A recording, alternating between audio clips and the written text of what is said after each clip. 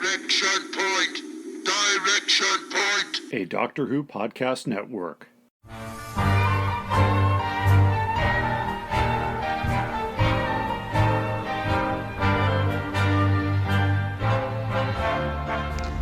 Well, hi everybody. Welcome back to Doctor Who Literature. We're a member of the Direction Point Doctor Who podcast network. My name is Jason, and your name is? Stacey Smith. Stacey, welcome back. Thank you very much for having me. What's very funny is that last year you and I were supposed to record on Enemy of the World, and more by accident than by design, it just so happened that Enemy of the World was due out the Sunday of Galley, where you and I were both going to be. So we recorded there, very popular episode. Warren Fry showed up for a wordless cameo. And then I saw that you were on my schedule for Galaxy 4, which coincidentally is this week's episode. And you were also going to be at Galley, so I said, Stacey, you get in Thursday night. Let's meet Thursday night and record this. And you said... Sure. And that sounds great. And the airline said... No, we're putting the aircraft in for maintenance. Oh. So it's Friday, and I'm here at last. A day late, but not a dollar short. That's right. And you forgot to bring your copy of Galaxy 4. No, I deliberately left it behind because I was traveling light. I was doing carry-on only to get through the airport. Nice. Luckily, I brought my copy. So let's talk about you first, because you do more things in a year than I have ever done in a lifetime, and I'm at 50. I'm halfway past the finish line. So you can answer this in any order you like. How many countries have you visited since we last spoke, and how many books have you either written or edited or been published in since we last spoke? I'm expecting very long answers to both. Yeah. Well, I've been in quite a few countries because I was in Europe. Actually, I went to Regenerations Con at a conference in Bulgaria, and then I flew to the UK, and I went to a convention there, met up with like Galley people, and then traveled like through Europe with some Doctor Who fans. So took like the train to Paris, and then went to Belgium, went to Luxembourg because I had Australian friends there, and then I took the train through the Alps to like Italy. Wow. Hung out in Venice. Then I flew to India, and yeah, so it's been a trip. Actually, weirdly, last year I did a lot of small trips to the US, and I hadn't really been to the US much since COVID, and then suddenly I was there all the time. So where in the US were you? Definitely not New York, because I would have seen you. No, I was in like Atlanta and Ohio and Virginia, and like just like places like that, just kind of random places for conferences. I was in Atlanta for a conference in October of 22.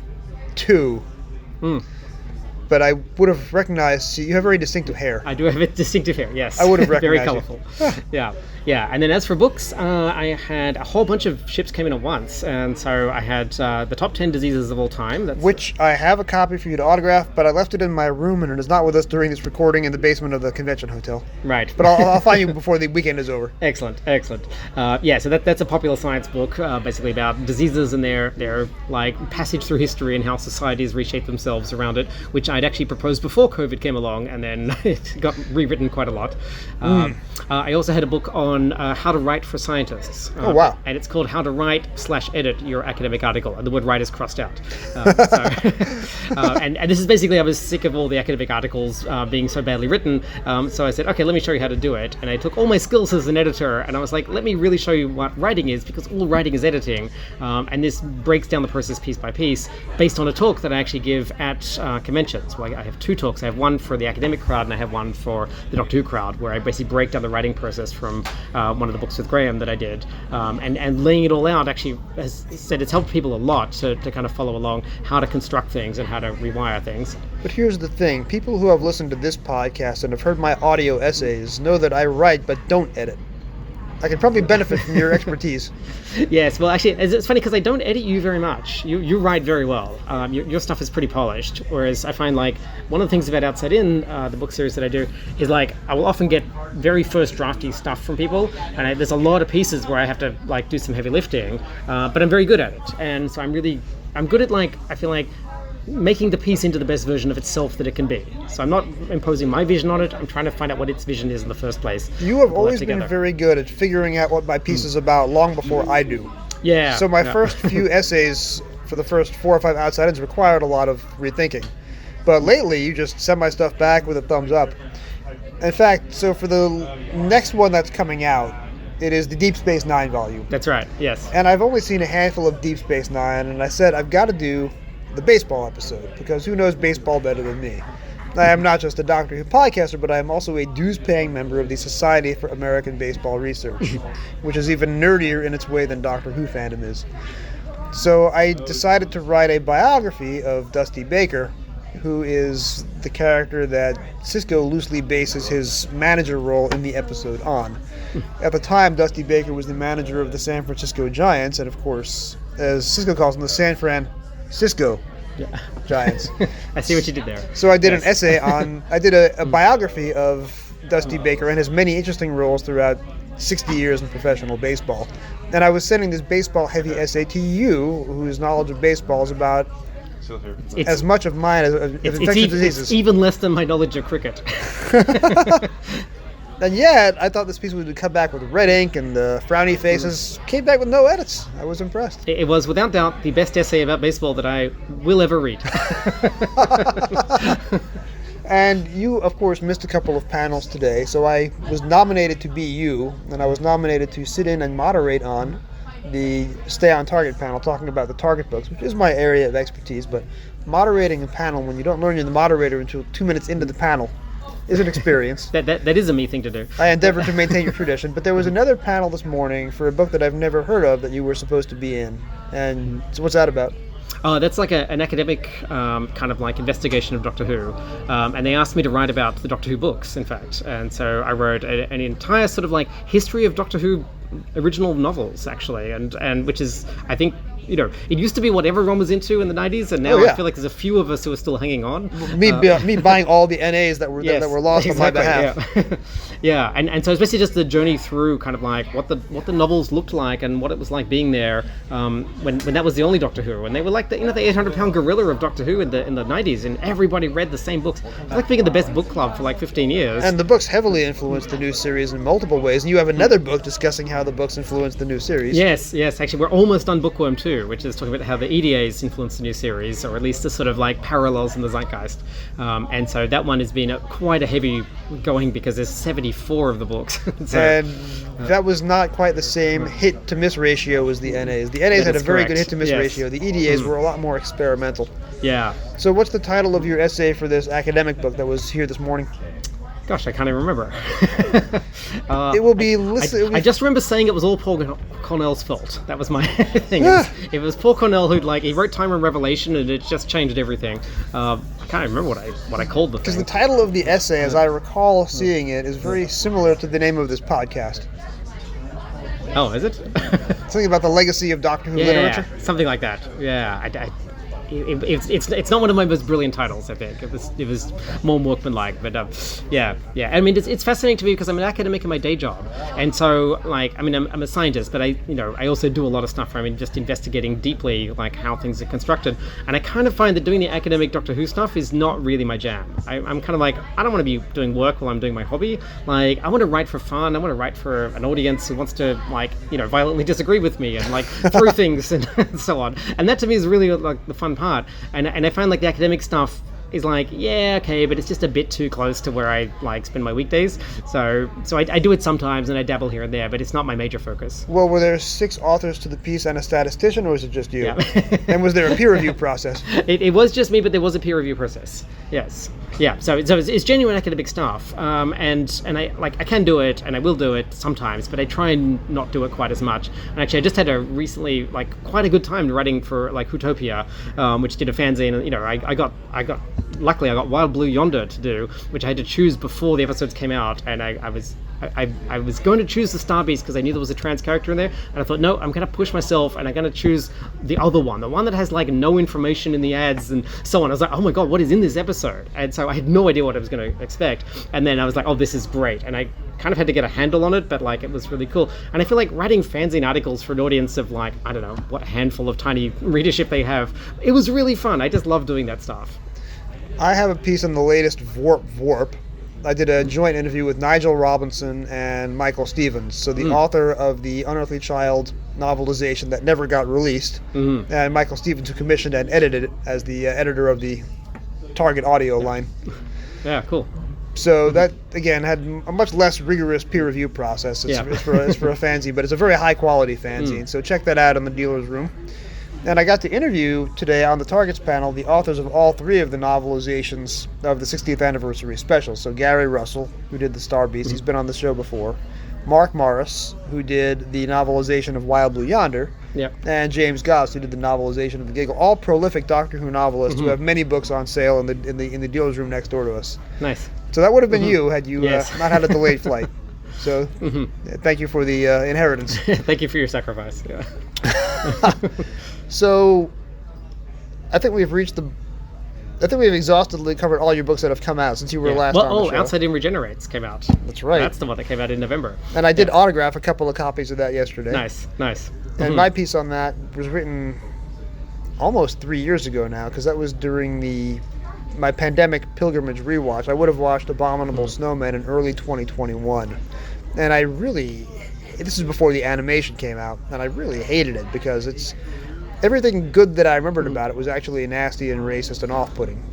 Yeah, it was so funny to me that you had such passion about the Abominable Snowman. I'm like, who hates the Abominable Snowman? Like, who even thinks strongly about it? It's like toast. Like, it's just so boring. Like, what? And that really grabbed me. I was like, oh my god, you have really strong things to say about it. Okay, it's yours. And actually, I never told you this, but I almost swapped you out for Frontios, because your Frontios review for the Ratings Guide was so brilliant, and I got stuck with no one to write for Frontios.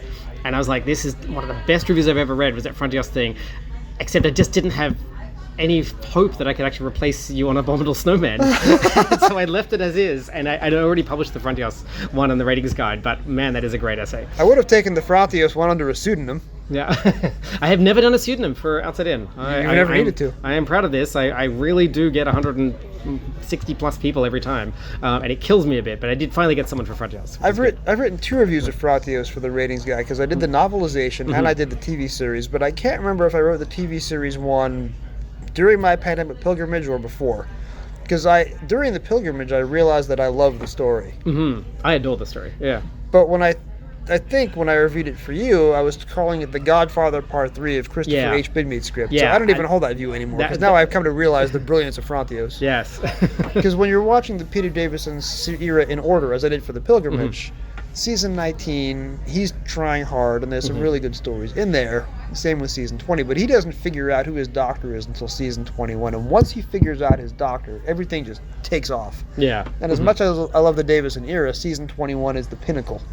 So I may have said negative things about Frontios when I was watching it jukebox style in between unrelated stories. But when you're watching the full Davison, Frontios is an absolute gem.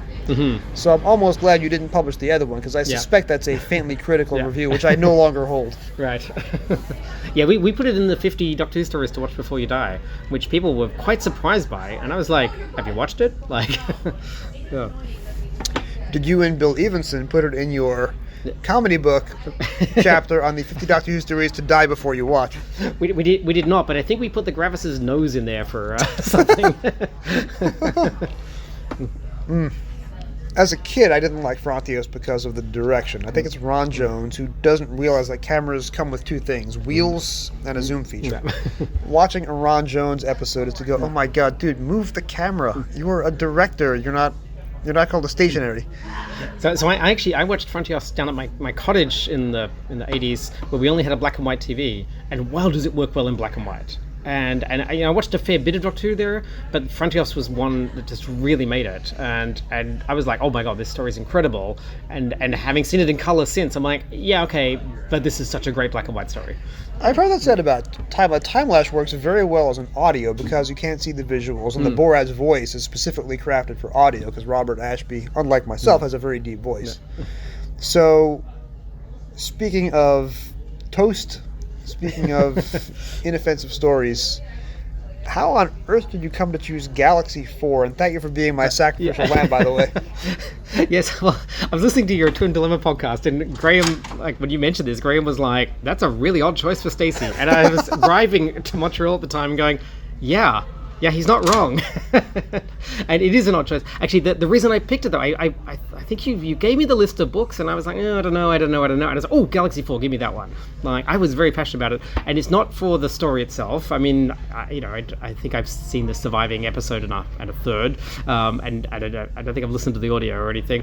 It was for the novelization. It was particularly had very strong, powerful memories for me. When I think think I bought it when it first came out in early '89, and then in end of March '89, I read basically the first episode, because it's the book has like all 4 episodes are the 4 chapters, and when you're a kid, that's the best thing ever. And it's the genius of the book, because as a it's kid, the best thing about it. Yes, I'll talk about this more in the audio essay. All I wanted to know is where are the cliffhangers so I can stop reading for the night. And I think Graham made this point last week. Yeah, either William Ems was very lazy, or he didn't have a clue, but. The only other novelization to do this is, I think, in this point in the series, is The Web Planet, which is 6 chapters for 6 episodes. And the name of each chapter is the name on the camera script for the episode in question, because the Hartnells had individual episode titles. So for that That's alone... right. It was great for that.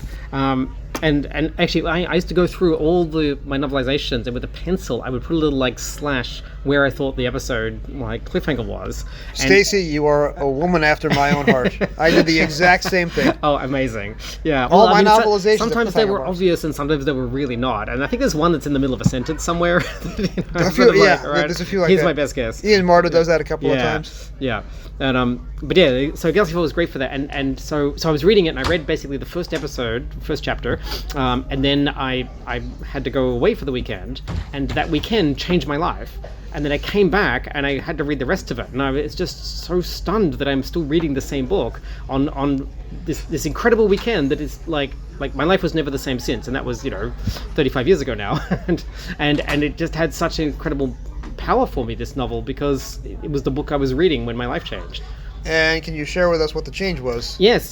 So I went on. It was a Christian youth group thing they were doing, but it was kind of a weirdly chill one. They were like, oh, come to this getaway youth camp or whatever.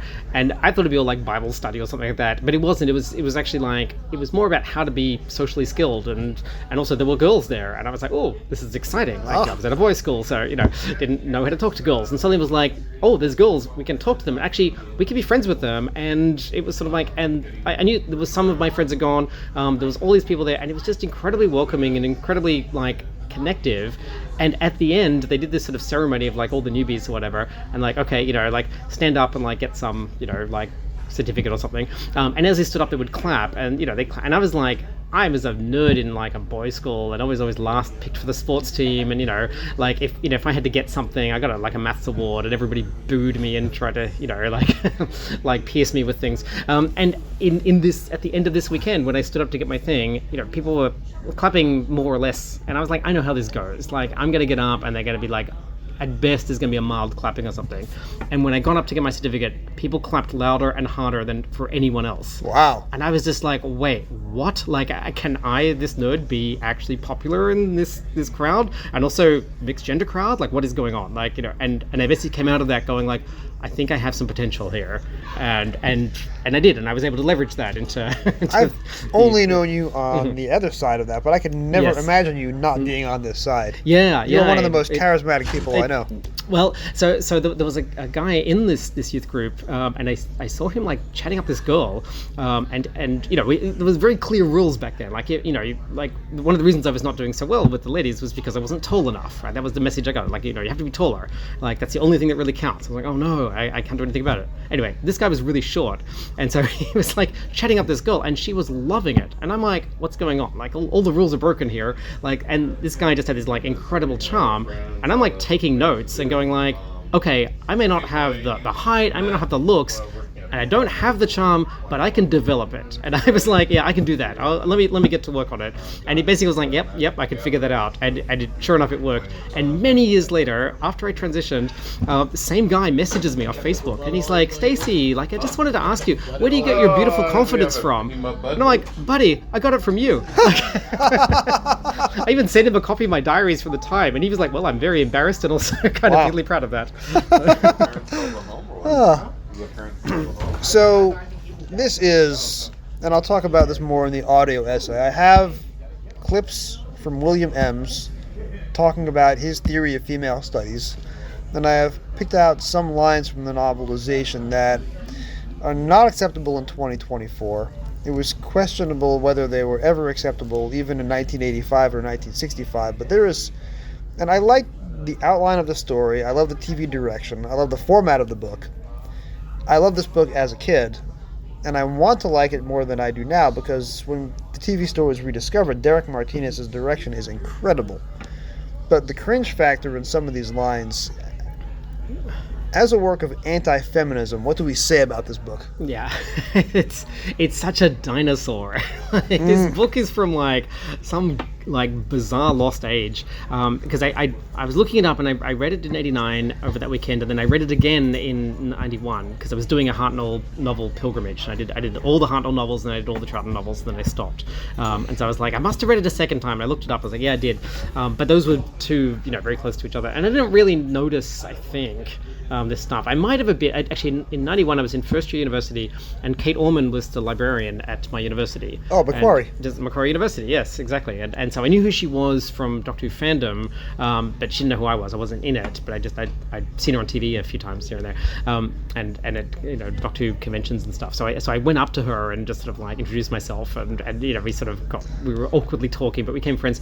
But she was writing about the two doctors and vegetarianism, and I was in the fanzine, and I basically became a vegetarian as a result of that.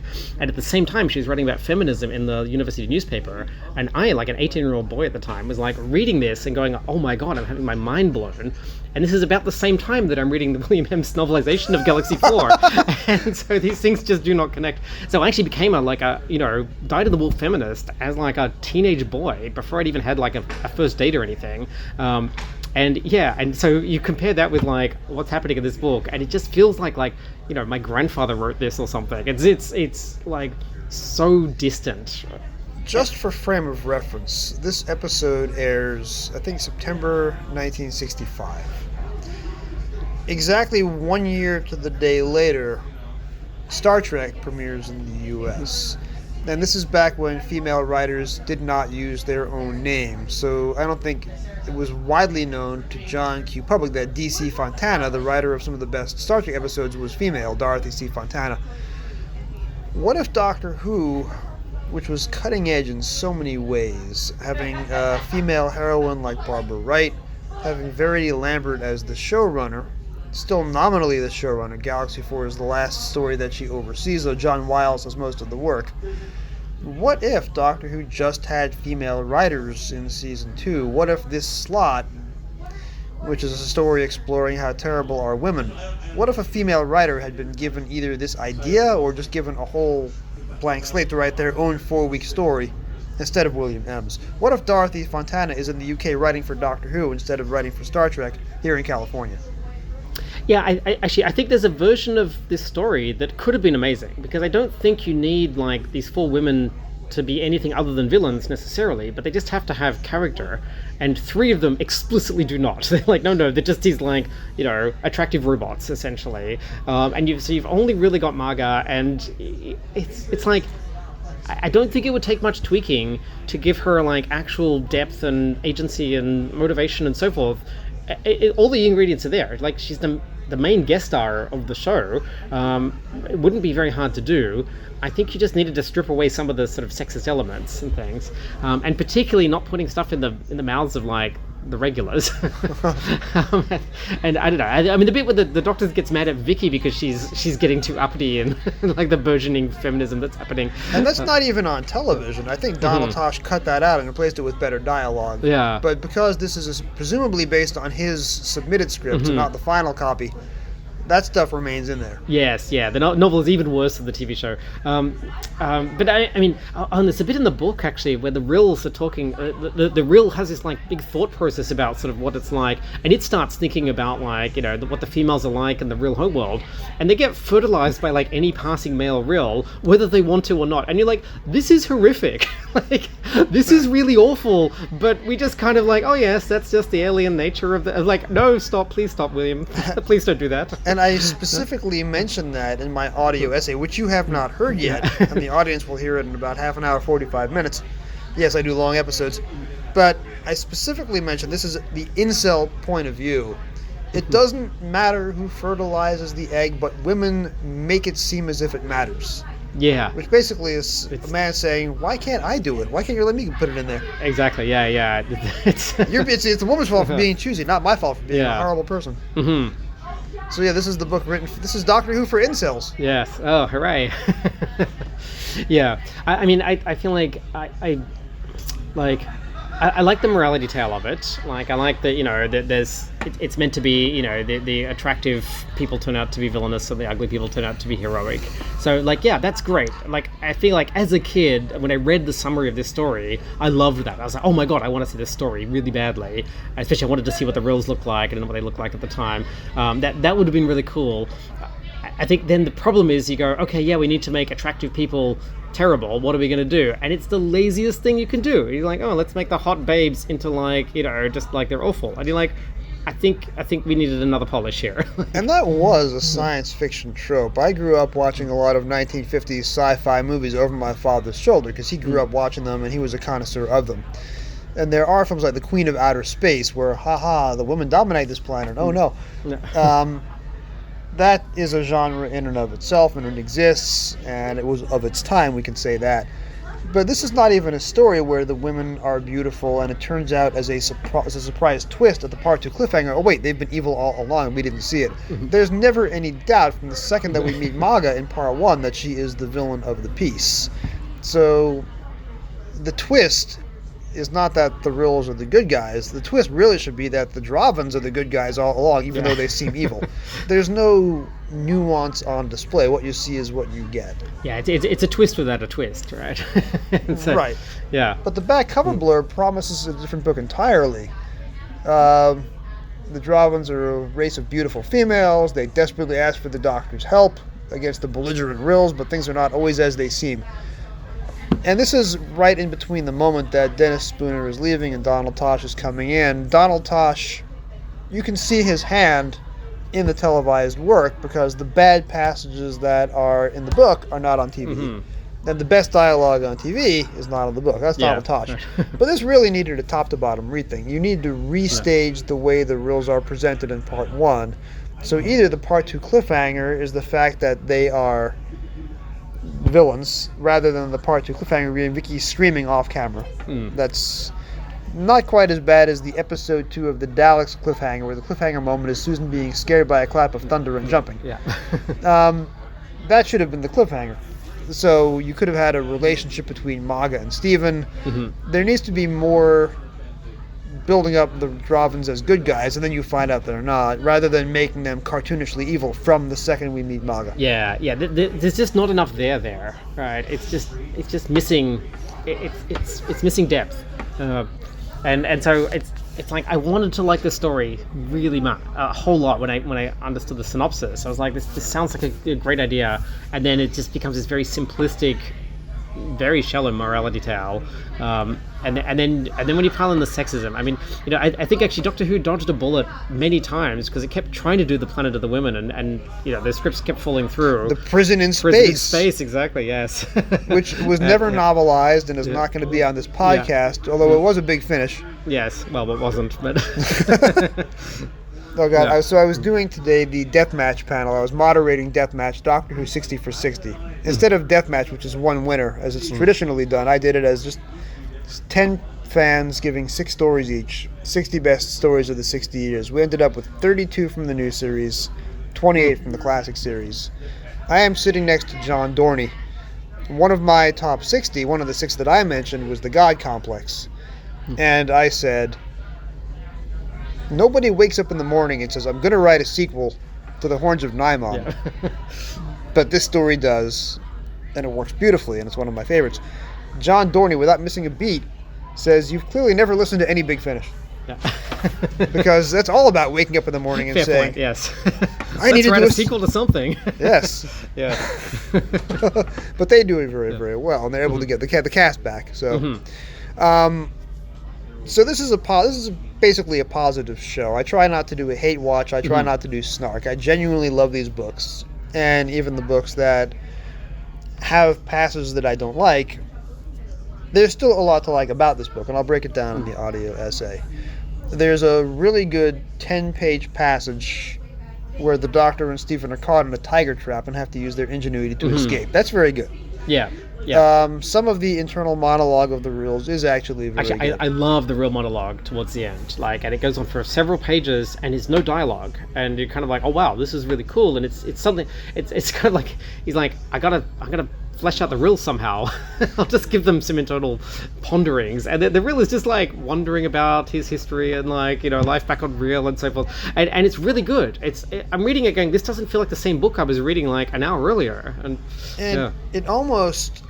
Obviously, I don't think there was any nexus between the two, but David Fisher in the novelization of Creature from the Pit, which we covered on this show many months ago with Fraser Gregory, David Fisher does something similar with Erato. And you learn about the life cycle and the reproductive cycle and the sexual preferences of Erato's people. So Well, I think we saw the sexual preferences on screen.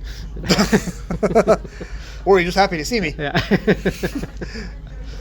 So that being said, when the TV story was rediscovered, that's 2011. Before 2011, had you ever seen Galaxy 4 as a recon or the surviving bits of Episode 1? No, I never had. Because I know that when I visited you in Hamilton in the Yes. late 1990s with our respective girlfriends, we sat there on the couch, all four of us, watching at the time, the Telesnap reconstruction of The Savages. That's right. Which had the dialogue on screen. Yeah. Both of our girlfriends were unconscious long before part 2 even started. Within minutes, I think. Yes. We were sitting there. They slept the best sleep of their lives, I think. We were leaning forward. We were energized. We were so into it. high-fiving. Yeah, yeah. That was one of my best Telesnap recon It was great. experiences. Because Yes, number exactly. one, you can actually see the dialogue, so you know what's going on. Plus, I was watching it with you. Then we had two sleeping ladies who were like, this was boring. And what's funny is the Savages, from the moment that I went to you in Canada, was 30 years old. Yeah. If you show somebody something 30 years old now, it's in living color and it's vibrant.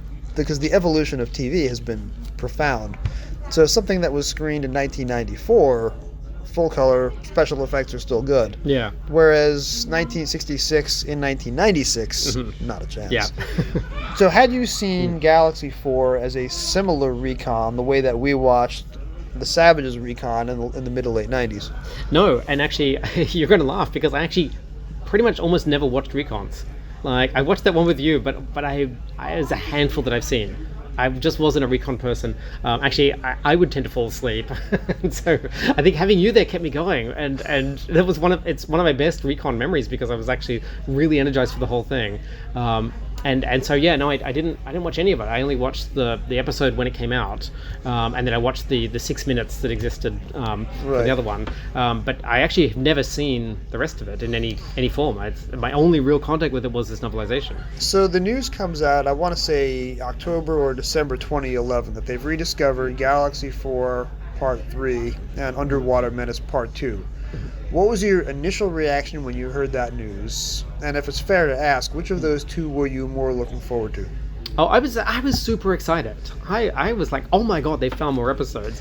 And the thing is, it's like, I don't care what episodes they find, you know?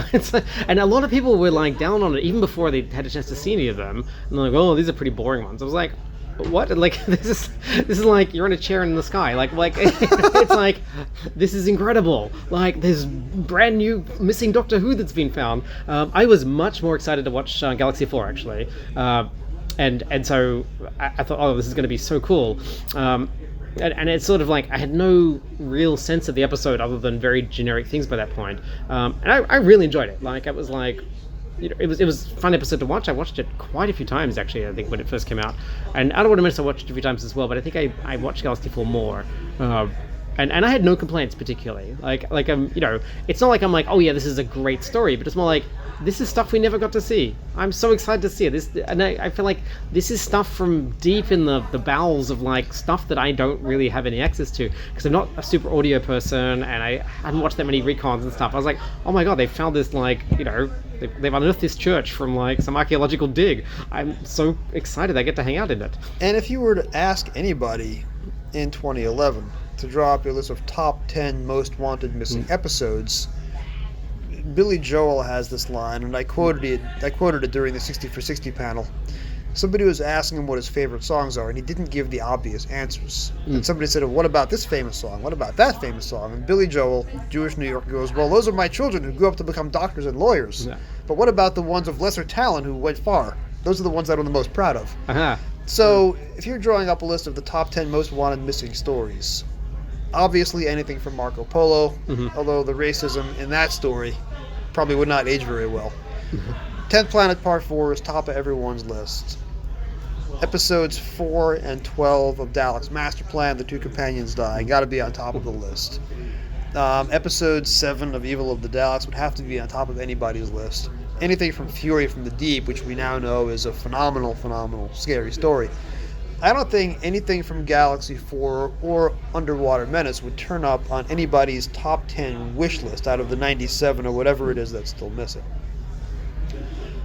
I was in the car reading the article on my phone as we were driving back from some road trip, and my immediate thought was, well, Galaxy 4 is pretty dull. The novelization is not the most interesting book ever written.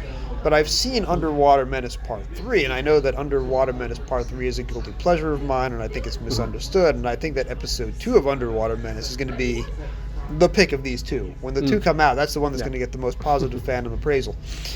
Well, they didn't release Underwater Menace Part 2 for a while. When I finally saw it, it is not nearly as bonkers as Part 3, so it's not the best part of that story. Galaxy 4 Episode 3...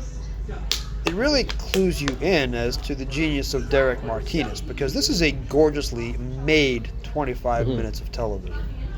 So you have, the Chumbleys are very effective props. We assume from the loose cannon reconstruction that they were static props. We didn't know that the headpiece moved. We didn't know they had internal lights flashing. We didn't know they were actually going to see a rill moving in the episode. You keep forgetting what a genius William Hartnell is, so all the little bits of comedy business that he does when the camera is right up close. And Derek Martinez, and being in Lime Grove helps. The camera is right up in your face. An actor is never more than 6 inches from the camera. So there's always room for inventive, creative shots. And the two biggest revelations for me is, number one, Stephanie Bidmead gets a full minute-long monologue direct to the camera. Again, 6 inches from her face.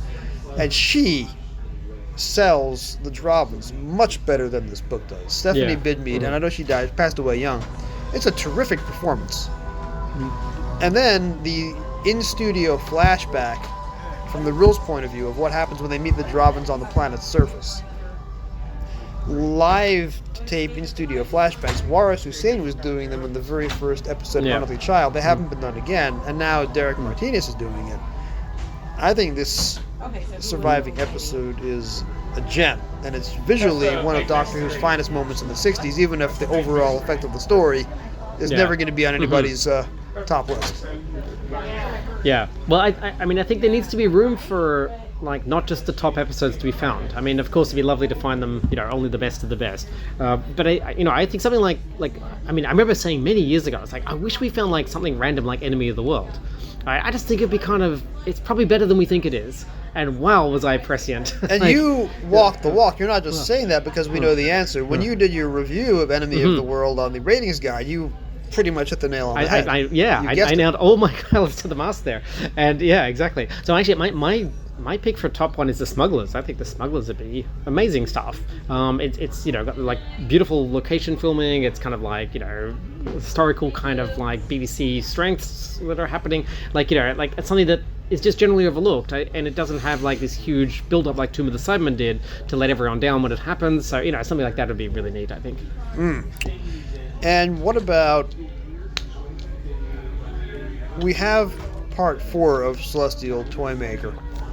What if episode 1 of that came back and you don't have 10 minutes of hopscotch and you have more of William Hartnell on camera? That might get a positive reappraisal. Yeah, I mean, the 60s stories tended to start very strong, right? And, like we had Web of Fear episode 1, so everyone thought, oh, this is an amazing story, and then you realize that's because they put all the money into the first episode. Right. And, whereas we had Enemy of the World 3, which is the budget-saving corridor episode. And so, all the money was in episode 1, as it turns out. Yes, exactly. And things like, Web of Fear episode 6 is really terrible. Like, they lose steam as they go, and I think Celestial Toymaker is kind of similar, so we're seeing the bad end of that one. Of course, if we found the one that has the wood in it that we don't want to do, I don't know what the response would be, but yes. Well, there are ways to edit around that. So hopefully when we get the animated recon of Enemy of the I'll say it again, Celestial Toymaker in a few months, hopefully that will be removed from the canon. Yeah. But yeah, you're not expecting Galaxy 4 to be great because it's Galaxy 4, but when you see the surviving footage and what the actors are doing, what the director is doing, it shines as a 25-minute bit of archival film. At least for those of us who like watching archival television. So yeah, I hope that more stories are recovered, and I hope that I have more pleasant surprises. Well, I think it just goes to show there's always something great to be found in every Doctor Who story. Like, no matter where you're going to dig, you're going to find interesting things. And that's what I love about Doctor Who. There's just so much cool stuff, and it's so different. And the things that I love about, like the weird 60s missing episodes and so forth, they're only sort of half known, is so completely different to what I might love about like the Tom Baker era or the new series or whatever. And I love it all just in totally different ways. And I like the analogy about all the children who've gone in different ways. Like, I think that's a really cool one. Yes, so obviously, and we want to see 10th Planet, that grew up to become a doctor and a lawyer. Yeah. We want to see Dalek's Master Plan, that grew up to become a doctor and a lawyer. Galaxy 4 may have dropped out in the 9th grade, but it's done very, very well for itself. Yeah. Just on the basis of Derek Martinez and Stephanie Bigby and William Hartnell. I was listening to Reality Bomb. Graham did his 20 Essentials episodes for the 60th anniversary, and our mutual friend Bill Evenson, the essential element of Doctor Who was Tom Baker. And at that exact moment, I knew that I had recorded the wrong essay for Graham, and I wanted a do-over because Bill Evenson is right. Tom Baker is the essential element of Doctor Who, but I was going to have it as William Hartnell. There is this popular theory among fandom that William Hartnell may have played a doctor, but Patrick Troughton is the person who created the Doctor that we know today. I think that's wrong. I think William Hartnell was a phenomenal doctor right off the bat. And he was sidelined by production teams towards the end, and he may or may not have been able to remember his lines. I think the fact that William Hartnell can go from seriousness to comedy, and he does great up-close Lime Grove camera acting, and your eyes are always on him, and he's a visually striking figure, and he's terrific in the comedy historicals. I think William Hartnell is an essential element of Doctor Who, because if William Hartnell doesn't work as well as he did, there's no need to recast him. There is no Doctor Who, yeah. Right. You're not going to get to the point where, all right, if we're going to fire him, the show's over. The show is popular because William Hartnell made it popular, right, and that's what enables the recast. And a lot of the great stuff that Patrick Troughton was doing, Hartnell was doing incredible stuff. So I strongly recommend that anybody watch Doctor Who in order, because two things become obvious. Number one, just about every classic series story is my favorite for some point. And then Android Invasion Episode 1 is really good. Yeah, it is. It's great. I loved that one when I was a kid. Yeah. Right, and there are some... Invisible Enemy, for about 10 minutes, the beginning of Invisible Enemy is great. And then it isn't, and Graham Williams didn't know how to produce a show at that point. Luckily, he learned on the job, and his later stuff is great. But almost any classic series story is my favorite for some time. So that's one takeaway from The Pilgrimage. And another takeaway is William Hartnell is a genius, and he is underrated and unfairly maligned and criticized for all the wrong reasons, mostly because of the stories that Donald Tosh was telling out of school, many of which might not even have been true. But I think Hartnell is an essential element of the show for me. Yeah, nice. So actually, funnily enough, I actually wrote for the original Essentials Mythmakers that was the inspiration for this. Richard Salter. Yes, Richard Salter, exactly. And my essential was the color blue. I was like, without the color blue, you don't have the TARDIS, you don't have CSO, you don't have blue eyes, you don't have like all these things. And I just like riffed on that, which I was very proud of, and I'd forgotten about it until I was listening to like last week's episode about the Twin Dilemma, and you were talking about the Essentials, because I actually haven't listened to the Reality Bomb episode yet, and I was like, oh yeah, I did that too. And I was like, I was so pleased with myself, because my best friend, he was going to write for it, he's like, I think the essential Doctor Who is comedy, and what are you doing? I was like, the color blue, and he's like, I gotta up my game. And I'll point out that we're sitting in an alcove opposite the video room, and they're screening State of Decay right now. So you can possibly hear the Peter Howell theme in the background, but as we're talking about Tom Baker, an essential element of Doctor Who is being screened. He's always with us. 20 feet from where we are sitting. Also, the color blue, Katie Manning's jacket in The Three Doctors. That's right, That's an important use of the color blue. Yep. I believe Adric has some blue on his badge for mathematical excellence. I'm wearing a blue shirt right now with the cover of the Dinosaur Invasion novelization on it. Part of your hair is blue, so yes. Yeah. It's everywhere. So, other things we can learn from Galaxy 4. We've talked about how to fix the episode. We've talked about the direction, the missing status. Well, actually, the one interesting thing, I didn't even know about the 6 minutes from the other episode existing until I think I'm watching on the DVD release or something, and the BBC was just like not interested in partial episodes, and so I think Jan Vincent Radsky had it and tried to return it, and they were like, no thanks. And I was just like, wait, what? Like, they didn't want it? Like, this is so bizarre to me. And yeah. The only reason I knew about that was because back on Records Doctor Who, one of us kept a bloopers guide, a list of bloopers, and it was in series order. So I would submit a blooper that I saw, like you can see a crow flying across the screen in what's supposed to be prehistoric Earth during time flight. Piano wire on the planets in Meglos. So I submitted those as bloopers. The guy getting into his car in the War Machines. Yes. Yes, is a great one. where the TARDIS is materializing and the guy disappears. There's probably a whole big finished box set about what happened there. Oh no, the theory is great. It's like, Stephen is with the Savages and like he's like suddenly a guy appears and he's like, what's going on? Where's my car? So, cost me my train of thought there, Stacey. I have no idea where I was going with that. Sorry, yes, I didn't do that.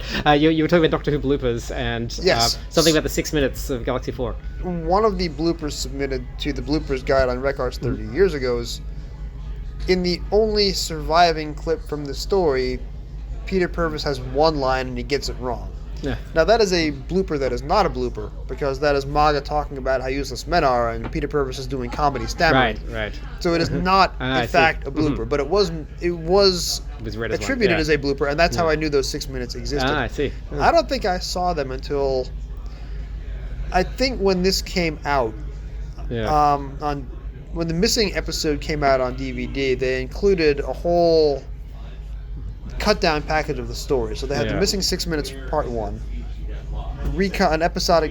a partial recon of part 2, and then all of part 3, followed by a partial recon of part 4. Yeah, right. So in order to watch part 3 of Galaxy 4 when the DVD came out, you had to watch other things, including those 6 minutes and some telestop recons.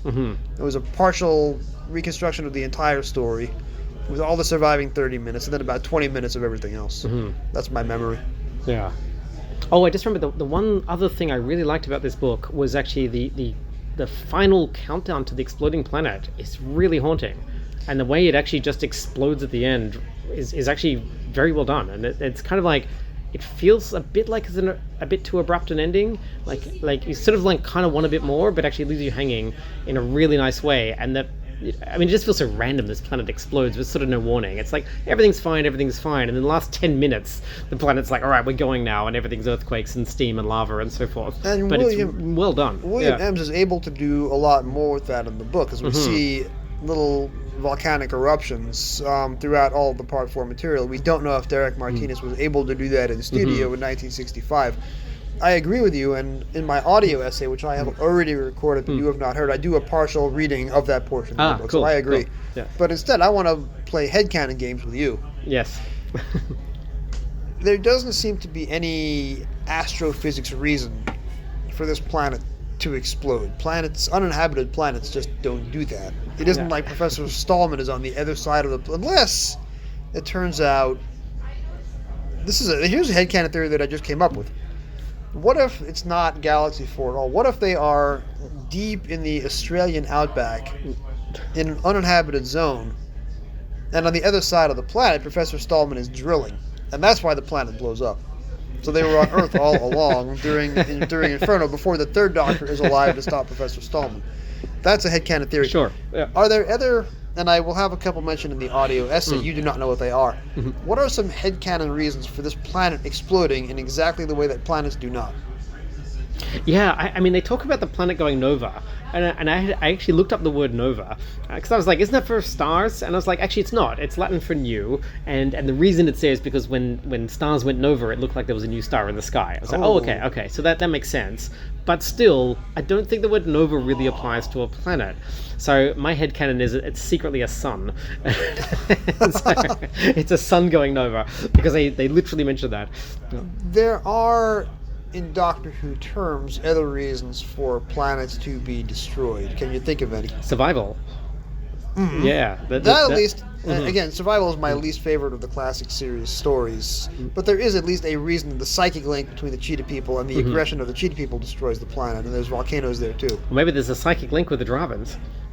The more aggressive they get, the more the planet explodes. And because it's supposed to be 14 dawns, and then it's only 2 dawns, and the Doctor says 2 dawns, and then he says, so that means tomorrow. And I'm like, what planet do you come from, Doctor? No, he says tomorrow is the last day this planet will see, and then it explodes the following It actually sunrise. explodes at dawn, which I find quite funny. I was like, oh, you were serious? I just thought dawns was like a metaphor. And it's so funny to me that the first episode is called 400 Dawns, because in my head I thought like, oh, okay, I knew they had a mix-up of like, how many dawns it's got left, and I thought they had 400 dawns left. No, it turns out to be only 2, and I was like, no, they have 14 dawns. Why are we calling episode 1 400 Dawns? It's because the Dravens and the Rills have been there for 400 dawns. Over a year. They've been there a long time. Like, that's, yeah. Yeah. Yes. And actually, I thought that change from 400 to 14 was in the novelization, and I went and checked the transcripts, and no, that's in the TV show. It's an odd choice. I don't know quite what the point of it is. There's also a line in the novelization that corrects what is thought to be a blooper on TV, because there's no reason for the story to be called Galaxy 4. We learn the first time the Doctor meets the Dravens that they are on a planet in Galaxy 4. Right. That one planet in Galaxy 4. Yes. I don't know how many planets a galaxy has, but it's a lot more than one. Well, I mean, I remember in like, I think it was like 1991, the first like planet was discovered that it was outside the solar system. Right. Right. And it was not known that there were any before that. And I remember this quite bad. And now there's like so many millions that are known about. But like at the time, I remember, oh, there's one. Like, that was so cool. So in, the 1960s and then in the 1980s, like, it's quite reasonable to think there might be a planet in a galaxy because, we only had a couple as far as we knew. Although in the Doctor Who universe, they'd already been to several other planets. Mm-hmm. So, does Galaxy 4 belong on a list of the 60 greatest Doctor Who stories of the past 60 years? It absolutely does not. There's no way. However, but that's okay. That's okay. The reason we have 60 great stories is because not every story can be on that list. And this is fine. To distinguish between greatest and favorite, would Galaxy 4 appear on your own list of your 60 favorite Doctor Who stories? Well, in that case, the answer is absolutely not. I made a list of my top 60, and I read portions of it out earlier during the 60 for 60 panel that you unfortunately weren't here for. You would have been a great contributor. I think the surviving episode 3 is directed by William Ems is worth watching over and over again as a piece of archival television and a learning tool. So I think this is a story that is worth watching. I'm not sure if it's in my top 60 because there's many other great Hartnells. Yeah. And I will say 3 of the first 4 stories mentioned on my panel were Hartnells, and I've got a very excited thing. Oh wow, maybe we're going to do the full Hartnell, but unfortunately the scales shifted after that. If an audience member, and this is a very niche podcast with a small but dedicated listener base, if by chance some member of my audience has not seen either the recon or the surviving bits of Galaxy 4, do you recommend they pause the podcast, find the DVD, go online and find the Loose Cannon Recon on Daily Motion, watch all of Galaxy 4, and then come back and resume the rest of this episode? Yeah, I do. I think it's worth seeing, right, at least once. And like I say, I was so excited when I saw the episode when it got returned, and I'd only known it through this novelization. So for me, I was that listener, right? I was like, oh cool, I haven't seen this. Let me, absorb the book stuff and let me go find the episode when I can. So yeah, and as you say, the visuals are much stronger than the sort of base story that we've got in here. And like you say, I hope that when another Doctor Who story is discovered, it is one of the obscure ones that people can reevaluate. Maybe we'll get a bit of the Macra Terror, maybe we could get a bit of the Highlanders, which is a difficult story to work through on Recon because it's so varied and changes in tone dramatically.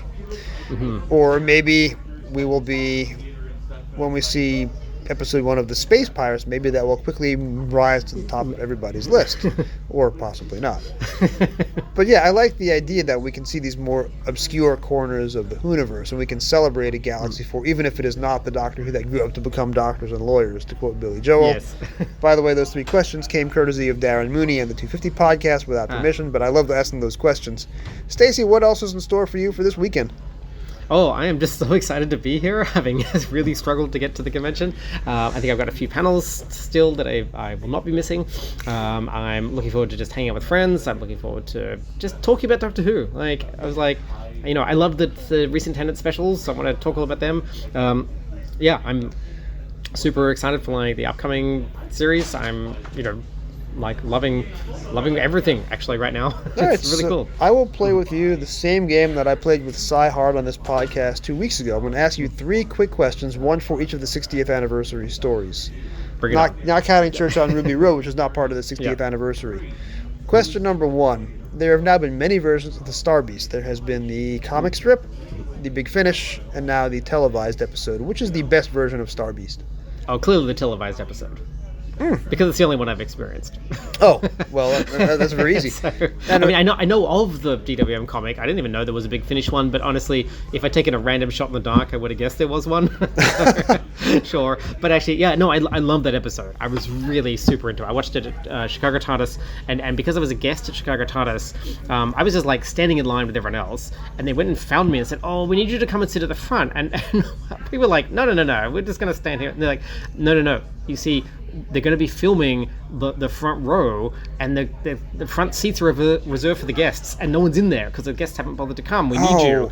And I'm like, okay, so they dragged me out to the front, and Rachel Talalay filmed the front row, or she filmed the whole audience, but the front row's of course there. Yes. And then sent it to David Tennant. I'm like, wait, what? So David Tennant was watching you watch David Tennant. Yes. That's very meta. Yes. Wow. Mm-hmm. Well, I've had David Tennant's mother-in-law on this podcast, so I guess it all comes back to David Tennant. Yeah. Second question. We're talking about a Doctor Who story and a massive spaceship that goes on for miles and miles and miles. And the spaceship is set to slow time, so there is a countdown to doom happening.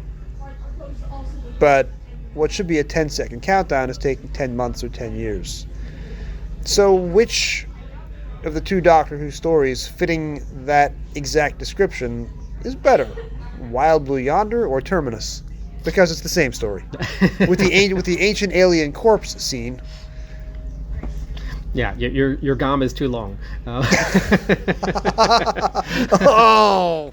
Actually, I knew somebody was going to make that joke. In fact, I knew it was going to be you, Stacey. Yes, you got me there. Actually, I watched Terminus just recently because I was bringing my partner to Chicago TARDIS, and she hadn't seen any classic series really, and she's like, we need to watch like a huge amount of like classic Doctor Who centered around all the actors who are going to be at Chicago TARDIS. So we did like a like Janet Fielding, like Peter Davison kind of run through, and end up watching the Turlo kind of like 3-parter and stuff. So yeah, I quite enjoy Terminus, but wow, do I love Wild Blue Yonder with a passion. It is one of my all-time favorites, I think. I'm just happy for that. Your garm is too long. So the last question, this has to do with the giggle. What is the in-universe explanation? And James Goss pointed out that they did not have clearance to use that Spice Girls song in the novelization, so they had to restructure the musical sequence. Mm-hmm. But what is the in-universe explanation for the celestial toymaker, a godlike being from outside of time, having a frame of reference for A, knowing who the Spice Girls are, and B, being able to choreograph and perform that song on no notice? What is the in-universe explanation for that? Oh, well, the in-universe explanation, I think, is that he loves to play, and so play takes all kinds of form, right? Like, I mean, I think we think of him as really like, well, he plays like games, like of chance or whatever, but like, I think play is a very larger sort of concept, I think. Now, I will say, like, I hated the giggle. I hated that with a passion.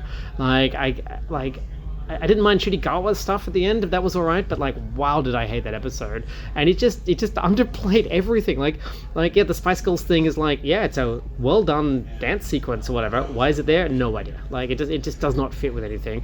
And the biggest problem for me was a game of catch. I'm like, really? Like, okay, so like the Doctor cuts the cards and loses. Sure, you can have like one simple thing. How is the Doctor going to outwit the Celestial Toymaker? He's going to play catch. Like, it's just like, what? Sorry, what? What is happening? You even got 2 Doctors to know they're still going to play catch. It is just really, really awful to me. And people complain about the 10-minute hopscotch sequence in episode 4 of the original Celestial Toymaker. Russell T. Davies goes, hold my beer. I've got a worse idea. Well, Stacey, I can't thank you enough. Have a great rest of the con. I hope to see a lot more of you before I leave on Sunday. Oh, thank you very much for having me. at last.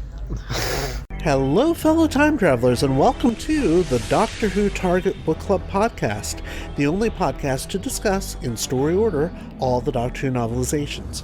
My name is Tony Whitt, and every 2 weeks or so, I'm joined by a 2 to 3 person discussion panel, including our so-called expert who's been a Who fan since 1979.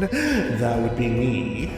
We also get the views of intermediate, casual, and novice fans who either have never seen the show or who have never read these books until these podcasts, including Dalton Hughes and Alison Fitz-Seyfried. You can find us on iTunes, Stitcher, or wherever you find good podcasts, or even ones like ours. You're listening to the Doctor Who Literature Podcast. Enjoy your travels.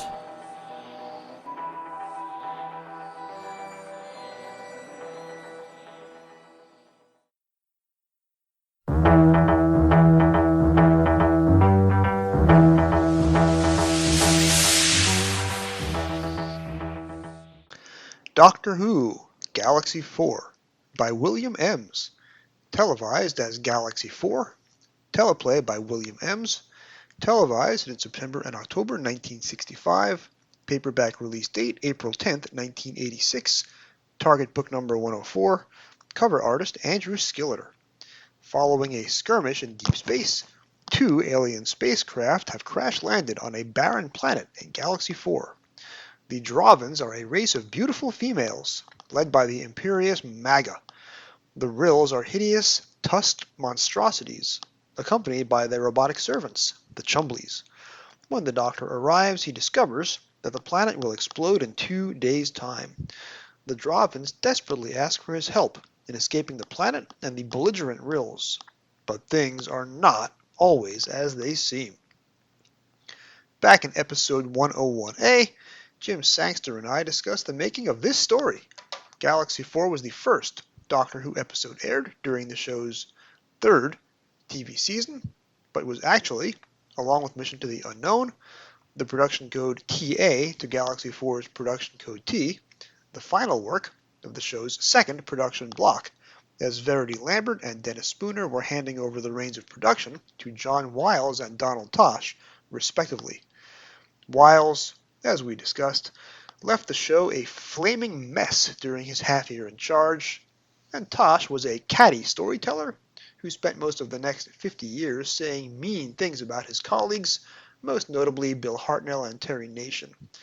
It was during the making of Galaxy 4, for example, that Wiles and Tosh decided to fire Maureen O'Brien, thoughtfully failing to tell her, until after she'd already used her 4-week summer break, to not line up other work. Galaxy 4 is also the only completed Doctor Who serial penned by William Ems, who, in writing a story where women were the villains, evidently left behind enough personal correspondence to assure us that he wrote this story straight from his heart. What follows is an excerpt from a fanzine that was found for me by Mark from Trap One, with whom I am also hanging out at Gallifrey One this weekend. He believes this was reprinted in DWM and came from an old issue of TARDIS magazine. The article writer says, "What particularly interested me about the story, Galaxy 4, was that although it was broadcast before the advent of Women's Lib, some of their ideas are contained within the scripts. Was he, William Ems, interested in the movement?" And this is Ems, quote, "Not even remotely. I accept that some women had, and undoubtedly still have, a bad time and deserve help. But most of the women I see espousing the cause give me a right royal pain. If only they didn't look so unprepossessing. If only they weren't so strident, wailing like banshees in the night. They are, beyond doubt, a crashing bore. The trouble is, you see, that I've never thought of the ladies as anything but equal, although different. But I still open my doors for them and offer them my seat. Ask my wife." That was William Ems. Ems had made efforts to write for Doctor Who again after Galaxy 4, none of which came to fruition, but 20 years later, here he is novelizing his own scripts. From the moment I first picked this up at a short-lived comic book shop in Plainview, New York, from where I also bought 3 of the last 4 issues of Marvel's first short-lived Doctor Who book, and Doctor Who the Early Years, and the novelization of The Twin Dilemma, a fact I'd totally forgotten until I saw that both novelizations bear identical shop markings on the title page. I knew this book was special because it turns the 4-part serial into a 4-chapter book, so you know right away where the cliffhangers are and where to stop reading for the night. That was a big deal for me when I was 12 years old. 12-year-old boys in my middle school were usually either staying up late to watch horror films or the Porky's films. I was trying to figure out where Doctor Who episode cliffhangers had been 20 years earlier. The other boys at Harry B. Thompson Junior High School sure found me a laugh riot, I can assure you. What kind of writer is William Ems? I remember having thought this book poorly written when I last read it a decade ago for my blog. There are, in retrospect, fewer run-on sentences than we'll find in later Hartnell-era novelizations written by their TV writers. John Lucarati's take on the massacre will be featured on the show in a few more months, and Philip Martin's coming novelization of Vengeance on Varos, if memory serves me right, is basically one single 444-page run-on sentence. But Ems does have some odd ideas. His first Doctor cuts a, quote, strange but brave sight, page 11.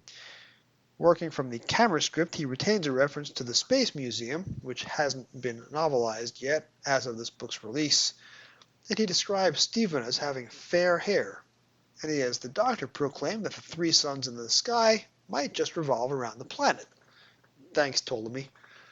A lot of the Doctor's TV dialogue, scientific proclamations mostly, are down-converted into prose for the book. Ems, professor of women's studies, first starts to clear his throat with this interesting, instantly dated paragraph on page 15.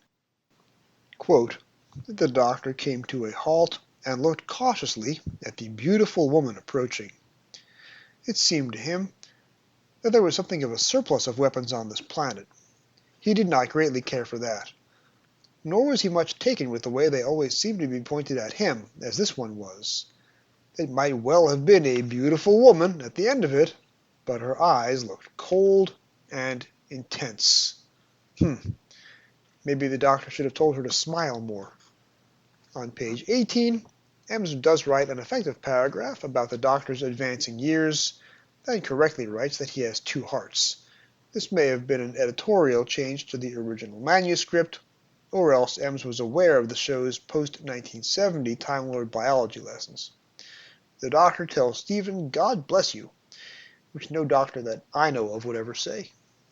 Page 20, quote, he, Stephen, was beginning to dislike attractive women who showed no signs of feeling. Preach, brother. You tell them they should smile more too, and dress in tighter clothes. But wait, Ems has even more for us along the same vein.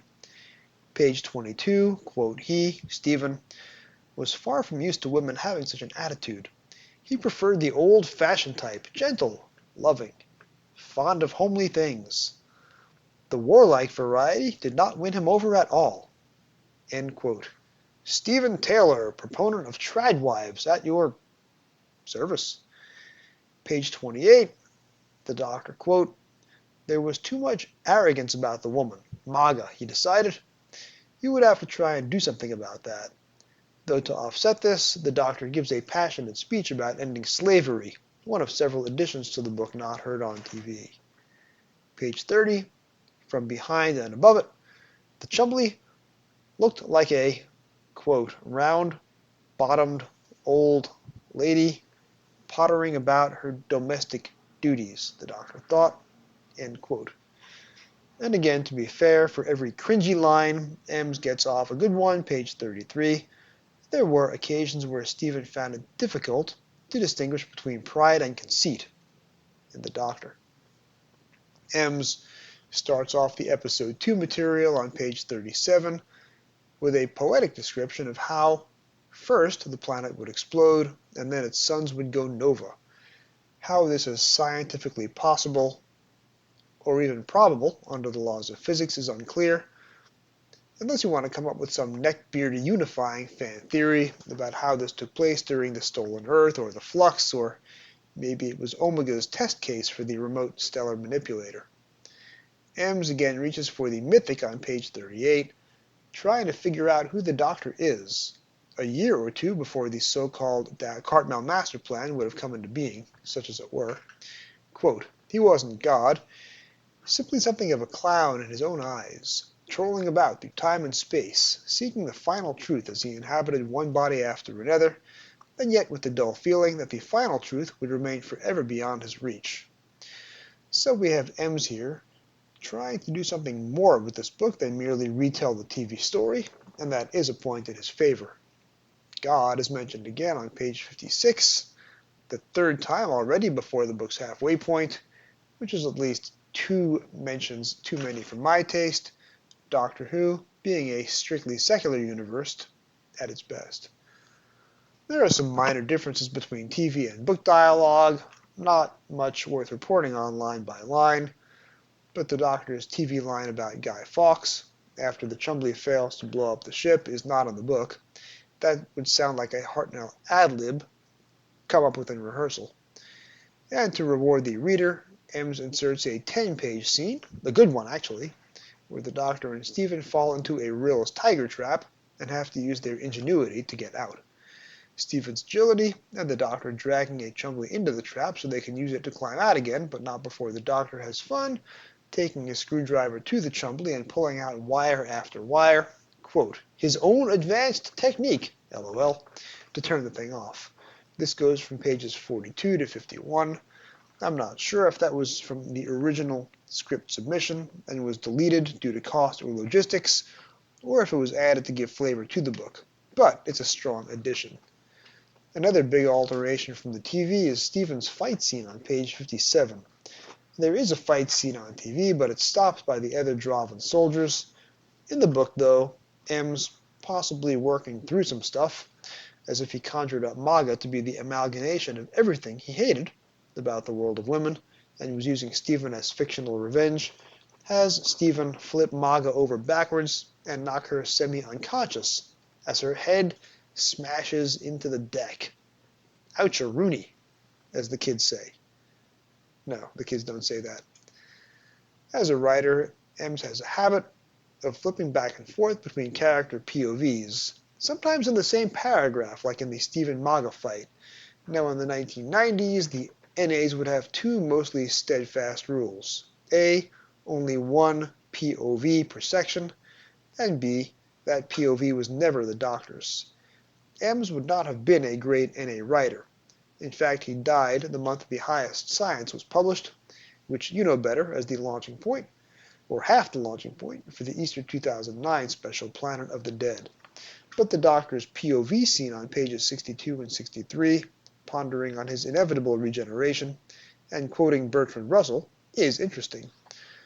Although Ems's thoughts on dictatorship, page 65, quote, the better the mind, the more like it was to start trouble, a fact well known to all dictators on Earth, who long made it their practice to take the minds of the young and manipulate them to their own devious ends. Freedom of thought can have dangerous consequences. They never allowed any such thing. End quote. Check out what's happening with Florida's state takeover of the university system for some real-life examples of what Ems is warning us about. There is one brief scene with Maga and the Dravans running a weapons check late in episode 2 that is not kept for the book. I want to guess that was a filler scene written, probably by Donald Tosh, either to bring an underrunning script up to 25 minutes, or as a bit of business to allow the actors in the next scene, Hartnell and Maureen O'Brien, to make it across the studio to their next set. The Dr. Vicky dialogue after they meet the Rills early in Chapter 3/Episode 3 is different from TV, and oh boy, does the Doctor let Vicky have it for finding the Rills ugly. Page 77, quote, a little more tolerance is what you need, and much less of this burgeoning female arrogance I seem to be encountering all the time since we landed. Claims of superiority I always find extremely boring. There's always someone better. Except in my case, of course. End quote. Dialogue for the Hartnell Doctor. Ouch-a-rooney, as somebody once said. No, nobody said that. Fortunately, Nothing remotely like that Hartnell monologue is on television. Now, one of the awesome things about the return of Galaxy 4 Episode 3 back in 2011 was seeing just how amazing the late Stephanie Bidmead was as Maga. That and Derek Martinez's inventive direction. Huge revelations for me. Maga's big soliloquy to the camera in Episode 3 is light, so let's make that our first audio clip of the episode.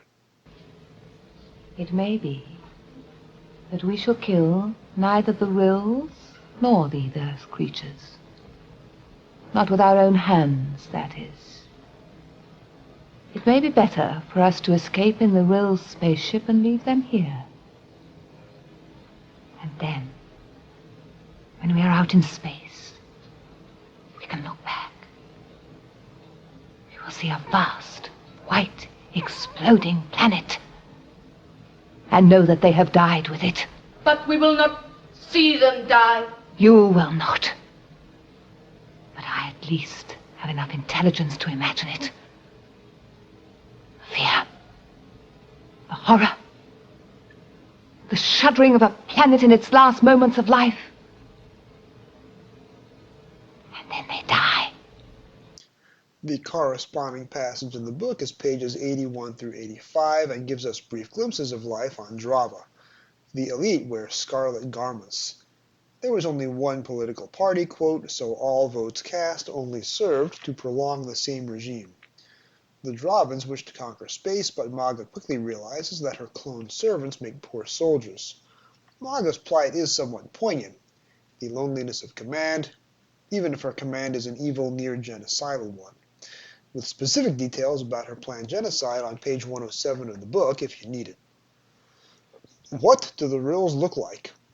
I had no idea until Episode 3 was returned, but the frequent mention in Chapter 3 that they have purple eyelids put me in mind of Snuffleupagus from Sesame Street, a big, mammoth-looking quadruped thing with a long trunk. Between 1986 and 2011, that was my headcanon mental image of the rills. Snuffleupagus. True story. And while we're on the subject, or off the subject, I guess is more accurate to say, my mental image of the Almighty during years and years of Hebrew school was Letterman from Sesame Street's shorter-lived companion piece, The Electric Company. Varsity sweater, and an old-fashioned leather 1920s-style American football helmet. Letterman was voiced by Gene Wilder, by the way. So in my headcanon, the Lord was Gene Wilder. These are all true stories. Back to the book. The rills, on pages 91 to 93, narrate Rashomon style a tale of what happened when the rills first encountered the Dravans on the planet's surface. That's fine. But on TV, Derek Martinez shoots it as a live in-studio flashback, a brilliant narrative trick, as much so as Stephanie Bidmead addressing the camera earlier. Minor changes as a Chumbly blasts the gun from a Dravan soldier's hand and melts it. Cool effect. Impossible to achieve in 1965, so on TV, Vicky merely wrests it out of her hands instead. As we've discussed, this book leans into the idea that the William Hartnell Doctor's body is, to coin a phrase, wearing a bit thin. Maga herself points this out on page 111, quote, she stared at her enemies in total hatred, unable to believe that she had been thwarted by such an ill-assorted trio of humans, particularly that ridiculous-looking doctor, like something which had slothfully emerged from between the dried pages of time and would be well advised to return there. End quote. Ems also gets into Stephen's head, or at least the male companion's head. Stephen would have been a late addition to Ems's journey through plotting and drafting Galaxy 4, and all that was 20 years in the past when this book came out. So Ems essentially puts in his own thought processes for Stephen. An example, page 116.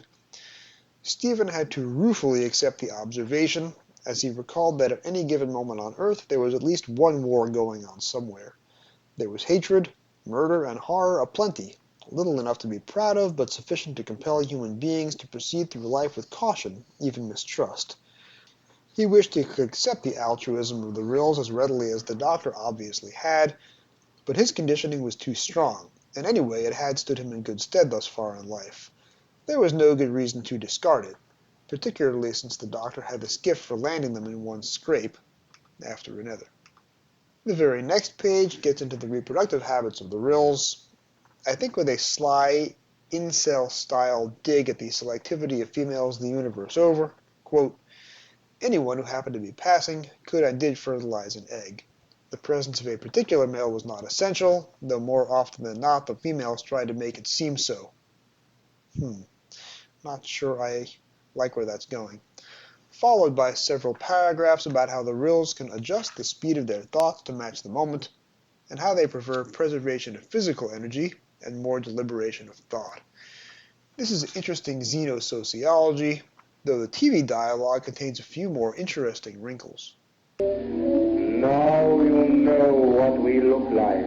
I do, and I for one am glad of it. We apologize for the glass partition, but you will understand we must keep our atmosphere in here. Of course. Our appearance shocks you. Not now, I must admit it did at first, but I don't see why the Dravin should hate you.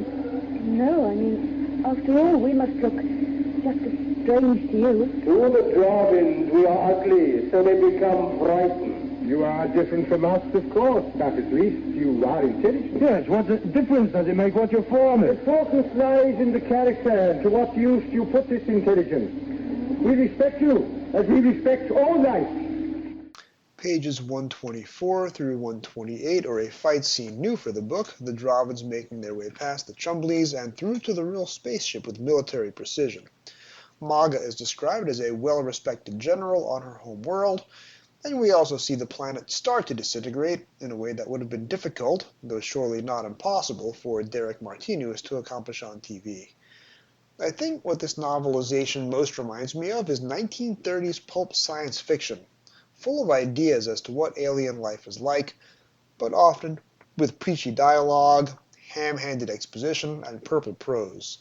Try reading John W. Campbell's Who Goes There?, or the recently rediscovered and released full-length novel version of that, Frozen Hell, as compared to John Carpenter's lean and haunting 1982 movie adaptation of the same story. Galaxy 4 is not a super well-written book, but it is hard science fiction, a genre with which Doctor Who did not always engage. On page 130, a Chumbley knocks out one of the Dravins, saying it's more humane for her to not be awake when the planet blows up and she is still on it. The book adds the line, not heard on TV, quote, alive but unconscious, to which my brain automatically supplies the answer, as it so often does, from the movie Airplane. He's alive but unconscious, like Gerald Ford, which is funny for listeners who recall the often befuddled speeches of that short-term U.S. president of the mid-1970s. While Ems's prose style is not elegantly simple like Terence Dick's, and while his sentence structure is incapable of generating momentum like Terence, I would compare him more to Chris Boucher's intelligent but often dull 1990s Doctor Who past Doctor adventure novels. There are times when he paints the word picture very well. Page 139, as the Rills blast off, quote, the hum became a mighty roaring. The Doctor and his party turned to watch the liftoff. A bright glow pulsated outward from the base of the Rills ship, growing into such power that they could see the top of it vibrating against the menacingly ochreous sky. Second followed second until they could see the ship literally straining to leap away like a hound with all muscles gathered and waiting for the final spring. Then the restraining power was released, light and debris hurled themselves outward, and the vessel leapt triumphantly up towards space. Momentarily it flickered before them, then was gone. The outbuildings now a mere heap of rubble to mark its passing. That takeoff, the Doctor had to admit, was final proof of how advanced the Rills were, if proof were needed. The book ends with the destruction of the planet. The second-to-last paragraph is from Maga's POV, and then the final paragraph is the author, pure Ems. But you'll note that some of the most poetic or emotionally charged bits of dialogue heard on TV are not in the book. That leads me to guess that those TV-only lines were penned by Donald Tosh, who would have been story editor for this serial. Like the Rills' departing line of the book, thanks again for your help, which is simple and bloodless, the TV line must be Tosh, as it serves as an epigraph for the theme of the entire serial. Quote, It is easy to help others when they are so willing to help you. Though we are beings of separate planets, you from the solar system and we from another space, our ways of thought at times do not seem all that different. It has been an honor to know you and serve you. That's a line written specifically to highlight the story's emotional themes and make the audience go, "Aw." That's the value that a good script editor, or script doctor, brings to the table, and I think in this case all credit for that goes to Donald Tosh. So that's where Galaxy 4 the book ends, but not where the TV ends. The TV concludes with 2 scenes bridging into the next 2 serials, Serial TA, on-screen title Mission to the Unknown, which has the same director, and 2 of the same cast members as Serial T. The first closing scene is a TARDIS scene with Vicky having needlessly sprained her ankle, and the final scene is a teaser for Mission, which itself is a teaser for the Daleks' master plan. The funny bit about Mission is that Robert Cartland, the voice of the Rills, the good guy in this story, shows up as the voice of an evil delegate to the Dalek War Conference in Mission. Now there's a dark but funny thought. What if it were the Rills who were delegates to the Dalek Conference? What if Robert Cartland was playing the same character in both Serial T and Serial TA? What if the Doctor really did choose the wrong side after all? Speaking of which, next time on Doctor Who Literature, we are going to jump ahead 20 years of television time. We are going from the simple morality play that is Galaxy 4 to a much more complicated tale featuring dozens of characters, a riff on H.G. Wells' The Time Machine, another riff on H.G. Wells' The Time Machine, and a character from H.G. Wells' The Time Machine, as well as a character on TV portrayed with possibly a little too much enthusiasm by Paul Darrow. I am speaking, of course, of Doctor Who, Book 105, Time Lash. That's next time on Doctor Who Literature. Thank you for joining me on another episode of Doctor Who Literature. This podcast is produced by David Barsky, Jim Sangster, and yours truly. This week's episode was written and edited by me and recorded in Los Angeles. Our logo was designed by Jim Sangster. Special thanks to my special guest, Stacey Smith. This podcast can be found on most of your podcast apps of choice. You can find all past episodes at podcasters.spotify.com/pod/show/Doctor Who Lit. It really helps if you rate 5 stars and subscribe. You can find me on Blue Sky and YouTube at Doctor Who Novels, that's Dr. Who Novels, and on email at Doctor Who Literature, that's drwholiterature@gmail.com.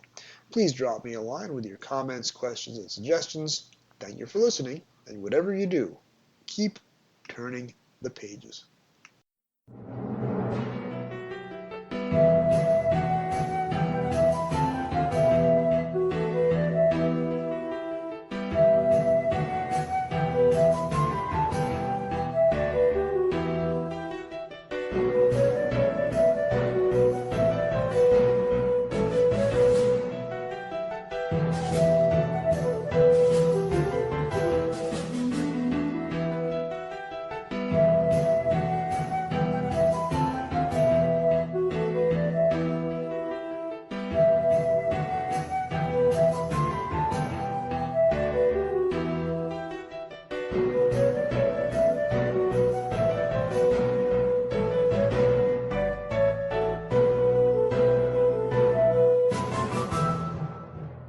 Direction point!